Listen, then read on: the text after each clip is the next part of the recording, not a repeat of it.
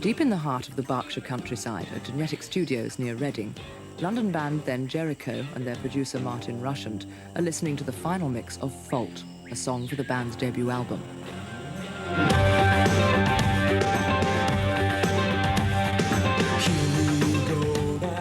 Rushent is well known for his use of computer-aided music production with bands like Human League and Visage. Just a few years ago, the job of record producer was really coaxing the best performance out of an artist that was possible. Now we use computers to aid that process in quite a serious way. I think one of the changes, not so much in my job, but in the way I interrelate with the people I'm working with, is that composition and ideas are now much more important than the ability to play technically.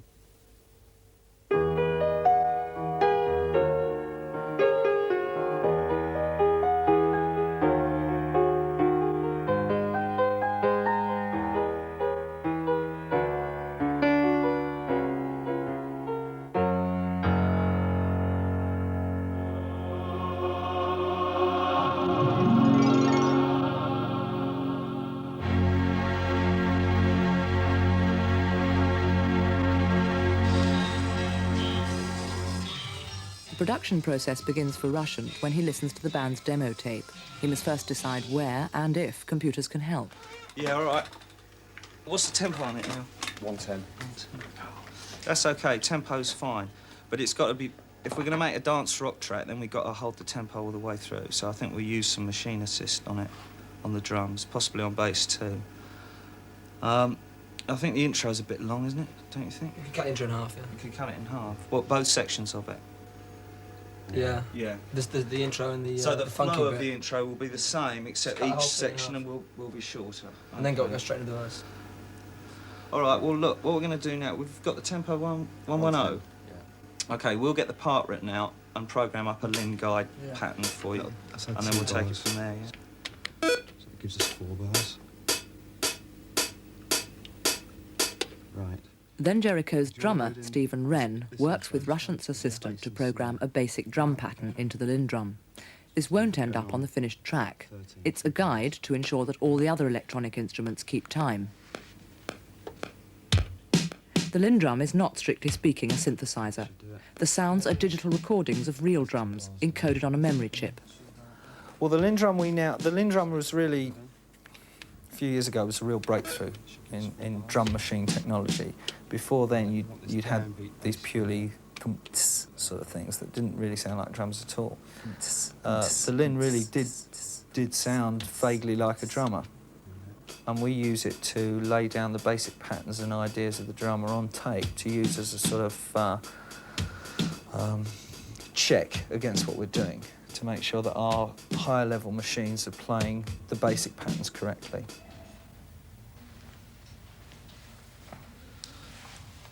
I think this film may be totally missing the point. The very first electric instrument was the Telharmonium, demonstrated in 1906 in America by its inventor Thomas Cahill. Cahill discovered that by spinning a notched metal disc in a magnetic field, he could create an electrical impulse that would make a musical sound when played through a telephone earpiece. By adding together the output of several different discs, it was possible to create quite complex sounds. The 200-ton machine was used for a time to broadcast concerts over the Bell telephone system in New York. These ceased when an irate stockbroker, fed up with the interference on his line, purchased the instrument and threw it in the river. But the father of the modern synthesizer is undoubtedly Dr. Bob Moog. The Moog modular synthesizer first became widely heard in 1968 on a record called Switched On Bach by Walter, now Wendy, Carlos. It was big brother to the best-known synthesizer of all time, the Mini Moog.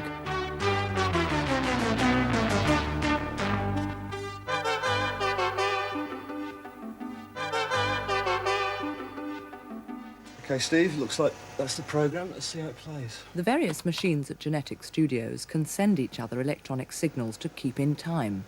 Useful here because Russian's master plan for the track involves recording most of the drum kit onto tape in the ordinary way, but generating the snare and bass drum sound from the synclavier, a sophisticated computer and digital synthesizer.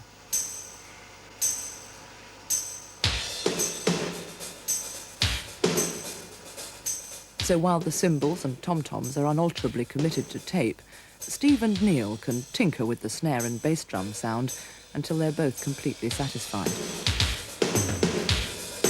Now that sounds much too heavy. A bit loud, isn't Yeah, it? it's too loud. All right, let's stop this thing.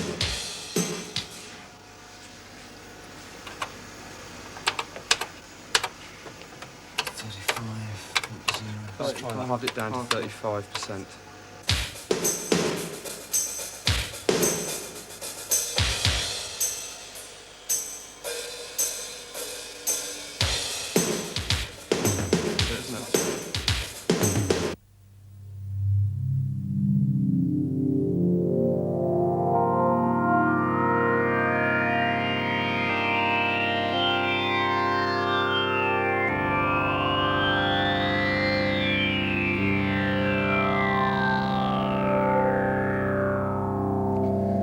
The first time I ever played a Prophet synthesizer, I knew immediately I wanted one.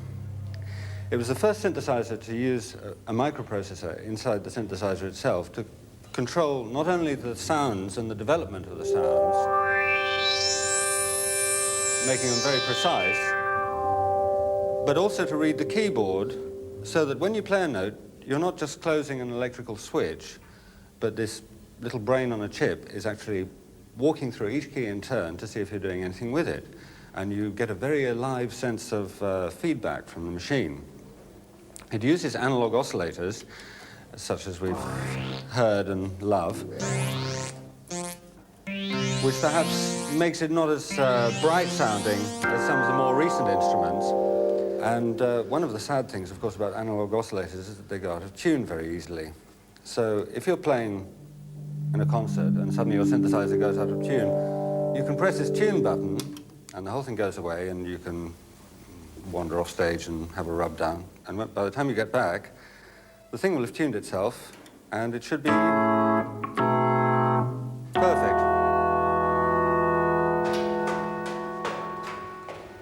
This is ridiculous. This film is still missing the point.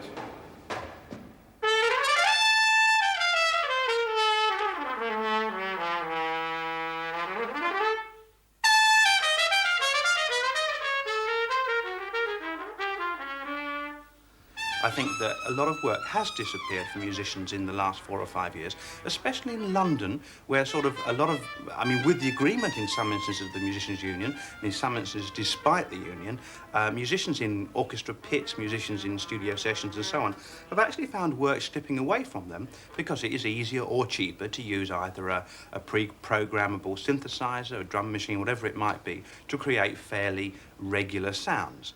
In many areas of live work with groups, they don't represent any real threat at all. But it's in mainly the area of media work and recording that their use has become of great worry to us in certain areas where many more musicians were employed than are being used at the moment. And the union's policy is to endeavour to control their uses in areas where we're able to do so. But the problem isn't confined to recordings. In 1982, Barry Manilow toured Britain. On previous tours, he'd used a full orchestra of British musicians. This time, he replaced them with a rhythm section and just 3 American synthesizer players. Now, this is something, obviously, the union can't accept and will do all it can to try to prevent that situation, because it's clearly that synthesizers are being used in that instance instead and as a substitution for string players, because that is really the sound that's wanted.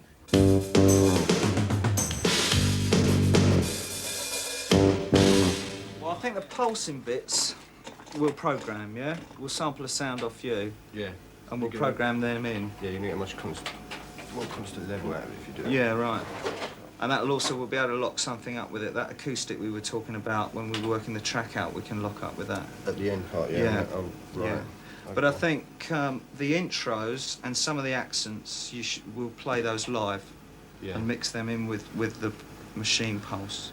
OK, Jasper, what we're going to do is we're going to sample this high G into the synclavier, right? Okay. OK, now, I'll do a counting because otherwise no one knows when you're going to start. And Neil's got to hit his button before you play to set the computer storing.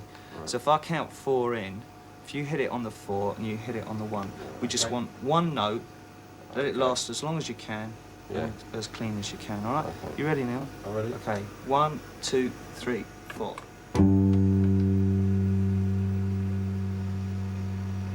That's good. Okay, that looks good. So let's hear the high G back first before we sample the next one, whilst we're set up on it. That sounds all right. Good. Jasper, play us it again, just so we can get a comparison. So that's the real one. Okay, let's hear your one again. Yeah, perfect, identical. Okay, if you Mark start that one.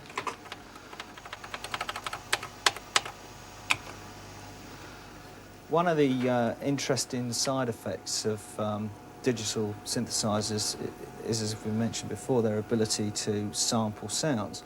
Not just sounds like elephants trumpeting and telephones, but actually off other people's records. Drum sounds, bass sounds, brass sounds. In fact, it goes on all the time. I've had cases of I've heard a record and I thought I'll steal the snare drum sound off that, it's really nice, and got it in the machine and looked at the waveform and found out it was one of mine that's been pinched from somewhere else. So it's going on all the time, and I do it quite a lot. What the publishers and people like that are going to say when they find out actually what's going on is going to be rather interesting. But to give you an example of some of the things that are done, I've got an album here by an unknown who I think's got a real future, a man named Mr. David Bowie. And about a couple of years ago, he put out an album with a track on it called Let's Dance, and the bass drum and snare drum sound on that record was rather good and has been pinched by many people, including me. So let me just play you, if I can get that thing down, a bit of Let's Dance. So, this is Let's Dance by David Bowie, which I think is familiar to some people anyway.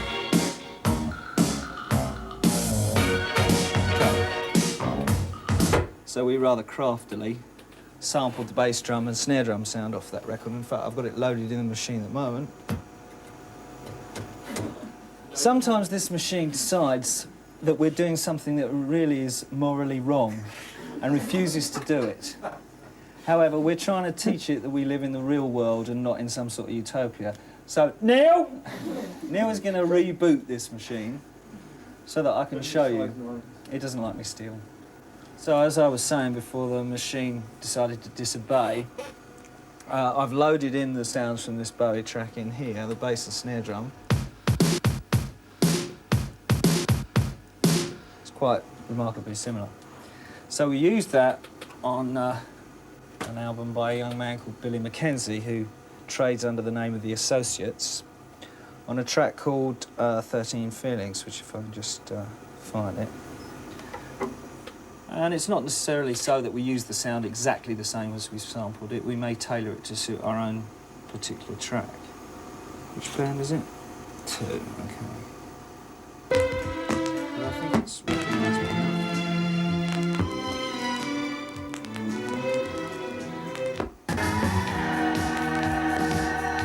Right.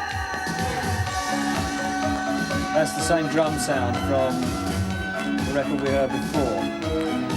It doesn't sound exactly the same because we've tailored it to suit our own track, but it was the character that we were after.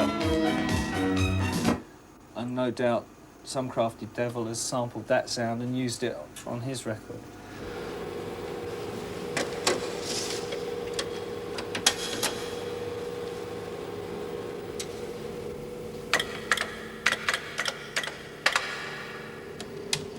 I can see, I can see. Right, what that is, that's a voice called I Can See. It's actually a voice that's been sampled. Somebody actually said that into a microphone, and it was stored inside the Fairlight. By digitising it into its memory, it actually fills up 128K of RAM. That 128K of RAM is in here. This is the CPU unit, which also houses the disk drive and the hard disk drive. When we actually sample a sound in here, so that the Fairlight can deal with it, it divides it into 128 different segments, okay? And if we go on to page D, you can actually see every fourth segment, and they're actually stacked behind each other to give you a much more visual representation of the sound. Right, I can go back to page 2 again, and we can load in some more sounds. We can load in the sound here, which is a sort of fuzz guitar sound.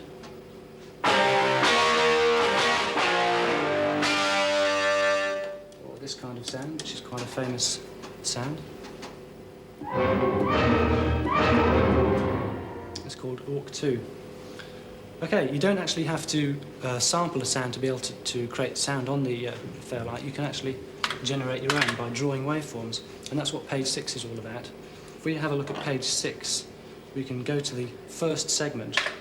Remember that we've got 128 of them, and we can draw a very basic waveform like this, and then fill that in. Then we can go along to segment 128, and we can draw a much more complex waveform that's going to sound very, it's going to have a lot of high frequency information in it, and fill that in. And if we go to page D, you can actually see that there's segment 1, the very boring waveform, and there's segment 128. What I'm going to do now is ask the computer to fill in the gaps and merge from this to this. And we do that on page 6. Sort of interpolation, so that the sound will actually change as it's being played rather than remain static. And here's page D showing it actually happening. Right, there's also another page in the Fairlight called page R, and that's a rhythm sequencer page, and you use that to load in several different sounds and get them to play simultaneously.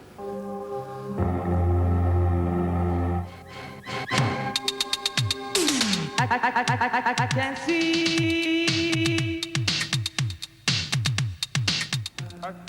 Sequencers, as we know them today, are digital devices. They're capable of storing entire pieces of music, just an electronic representation of a score, just as a word processing disk is an electronic representation of a document. What you can do with a word processor with words, you can do in a sequencer, a good sequencer now, with musical entities like notes. The microprocessor has made music controllable for the first time. For the first time, musicians and composers can actually consider music out of real time, the piece of jargon that suggests that it's live. We've had recording studios and so on for the sort of best part of this century, but it's not been very malleable, not very manipulable. But now music can actually be shifted away from the moment it's created to a point where it can live in computer memory and can be manipulated to one's heart's content before it's broadcast or before it's performed. Sometimes I hear a record and go, that drummer is magnificent. What tremendous feel and power and stuff there, and only to find out 2 weeks later I've been listening to a machine. But I haven't been listening to a machine. I've been listening to a human mind working through a machine, you know. I mean, I don't think it makes you any a better carpenter by the fact that you can bash nails in with your fist with no machine. You know, the smart guy uses a hammer. It's less painful.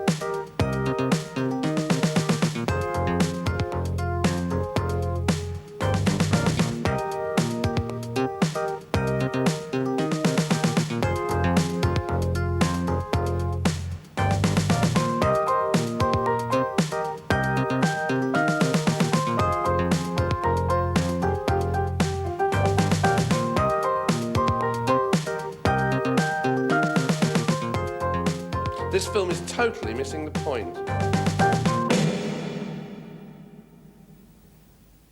Most people think of synthesizers as keyboard instruments. When this advert appeared in 1981, the company concerned was deluged with inquiries from guitarists. Unfortunately, even the mighty Apple computer wouldn't support a guitar neck glued to it. The ad was a spoof to sell software.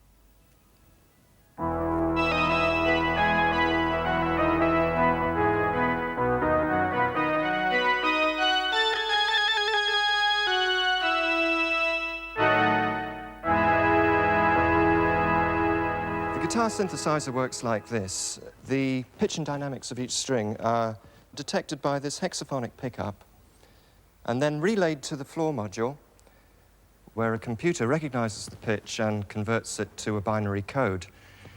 The synthesizer also recognizes pitch bend.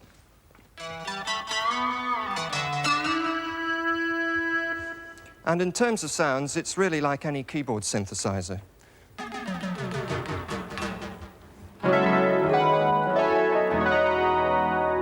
By using the string select function, you can assign the synthesizer sound to individual strings on the guitar, and this allows you to blend with the regular guitar sound.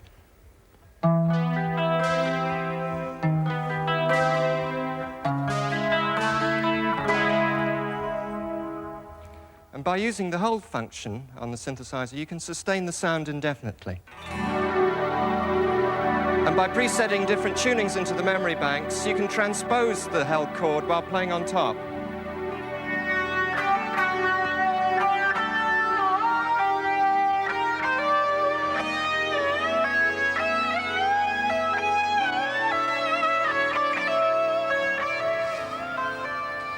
I think this film's missing the point because I think there's a high concentration here on the professional and on the most expensive and the most elaborate and the most advanced equipment available. And the whole point is that all of that technology and all of that experimentation and all of that extraordinary resource is available at a lower level, albeit, to anybody in the street. They can go out and buy a synthesizer tomorrow in a small 4-track recording studio, and they can they can actually make a record in their bedroom. That's quite simple. The only difference will be quality and quantity, but that apart, the technology is exactly the same. What cost £20,000 now will cost £1,000 inside a few years, and I think that's going to mean that such power is accessible to all. And I think that's probably the most significant change. After that, we're then going to begin to find out what we can do with the machines. Because the whole point about this sort of technology is that once it's begun from its very, very base root, and that was the point at which, if you like, Bob Moog's voltage-controlled oscillator moved from being that to being a digital device, the minute that happened, everything is thrown into a process of change, and there's nothing that can be done to halt or slow down that process. I don't know whether I answered your question, actually. I can't remember what it was.